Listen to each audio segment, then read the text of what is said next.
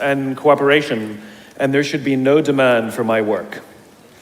But the fact of the matter is there is demand for my work, which means that there's an opportunity.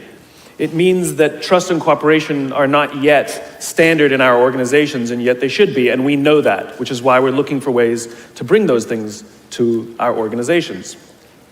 So I thought I would do something a little different today. You know, when you're speaking to tens of thousands of people and you have the opportunity to share a message, of course, most rational people would say, let's go with something I've talked about lots of times and I'm really good at, but I'm not normal, so I'm going to do something completely new, and I hope this works out. There are two things that I think that great leaders need to have: empathy and perspective. And I think these things are very often forgotten. Leaders are so often so concerned about their status or their position in an organization, they actually forget their real job. And the real job of a leader is not about being in charge, it's about taking care of those in our charge. And I don't think people realize this, and I don't think people train for this. When we're junior, our only responsibility is to be good at our jobs. That's all we really have to do. And some people actually go get advanced educations so that they can be really good at their jobs, accountants or whatever, right? And you show up and you work hard, and the company will give us tons and tons of training how to do our jobs. They'll show us how to use the software. They'll send us away for a few days to get trained in whatever it is that we're doing for the company. And then they expect us to go be good at our jobs. And that's what we do. We work very hard. And if you're good at your job, they'll promote you. And at some point, you'll get promoted to a position where we're now responsible for the people who do the job we used to do, but nobody shows us how to do that. And that's why we get managers and not leaders. Because the reason our managers are micromanaging us is because they actually do know how to do the job better than us. That's what got them promoted. Really what we have to do is go through a transition. Some people make it quickly, some people make it slowly, and unfortunately some people will never make that transition at all.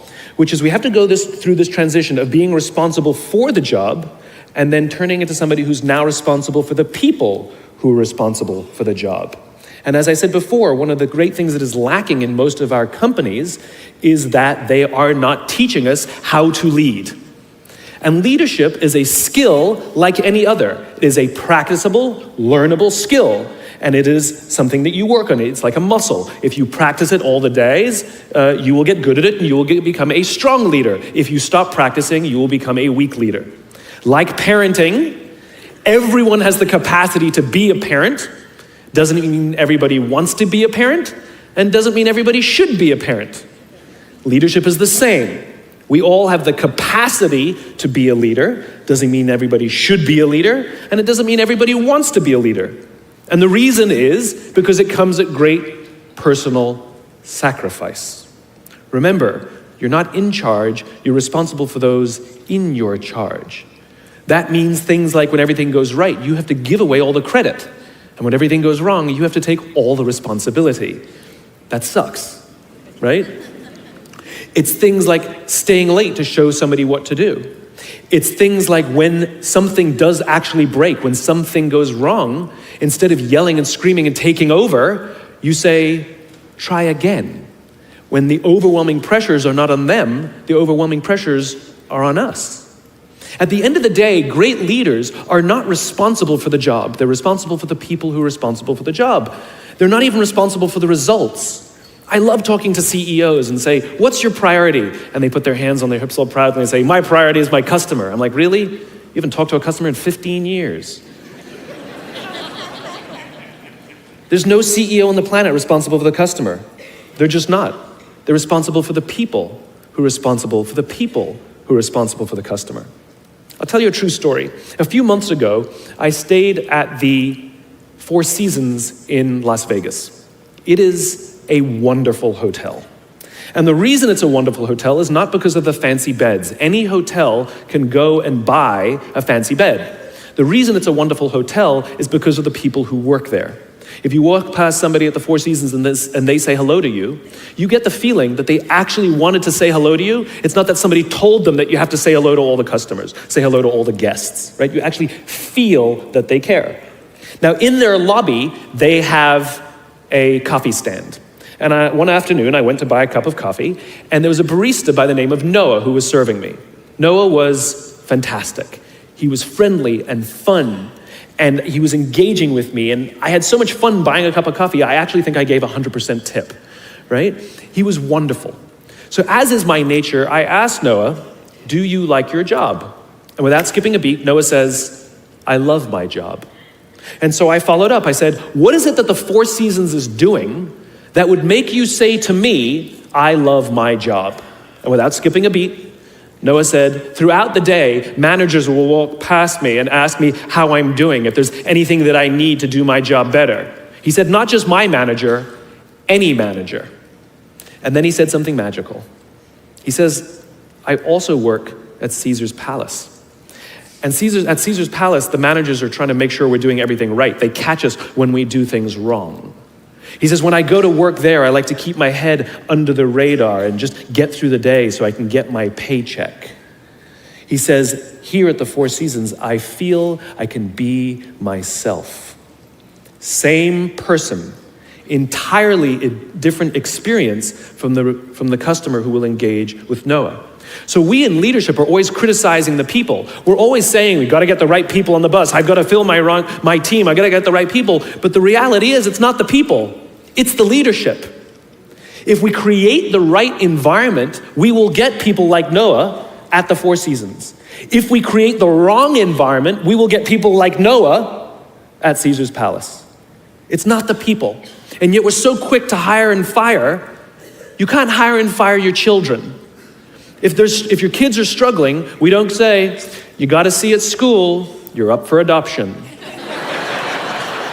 So why is it that when somebody has performance problems at work, why is it that our instinct is to say, "You're out"? We do not practice empathy. What does empathy look like? Here's the lack of empathy. This is normal in our business world. You walk into someone's office, someone walks into our office and says, "Your numbers have been down for the third quarter in a row.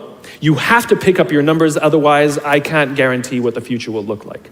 How inspired do you think that person is to come to work the next day? Here's what empathy looks like. You walk into someone's office, someone walks into your office and says, "Your numbers are down for the third quarter in a row. Are you okay? I'm worried about you. What's going on?" We all have performance issues. Maybe someone's kid is sick. Maybe they're having problems in their marriage. Maybe one of their parents is dying. We don't know what's going on in their lives. And of course it will affect performance at work. Empathy is being concerned about the human being, not just their output. And we have to practice empathy. And one of the groups that we are pretty bad at practicing empathy with is our young millennials. So let me show you what empathy looks like. Listening to understand, trying to understand someone's point of view and disposition. At 100% of the talks that I give or the meetings that I have, invariably, someone will raise their hand and ask about the millennial problem. Apparently, this young generation is unleadable. Apparently, they have confounded every single company in every single industry. And so now it's at the point where companies have given up and are now just asking millennials, "What do you want?" And so they say, "We want free food and bean bags." And so now every company has free food and bean bags, and guess what? Nothing has changed. So what I thought I would do is show you what empathy looks like. How do we practice empathy with someone we don't understand? How do we practice empathy with an organization or a group that we're struggling with? Right? So we have to understand that it breaks down to four things. I've broken it down into parenting, technology, impatience, and environment. Let's talk about parenting first. Too many millennials have grown up subject to what has been described as a failed parenting strategy.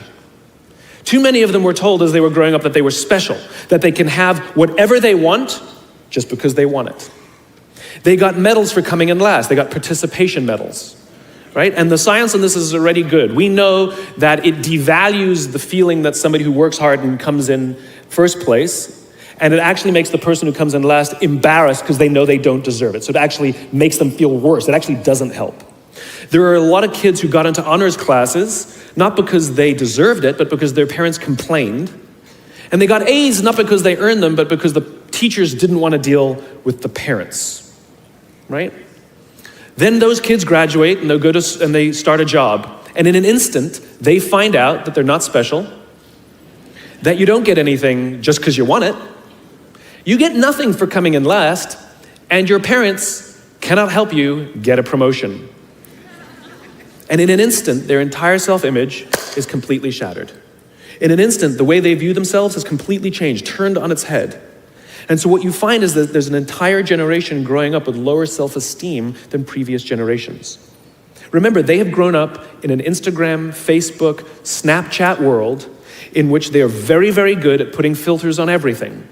They're very, very good at curating how they want to be seen.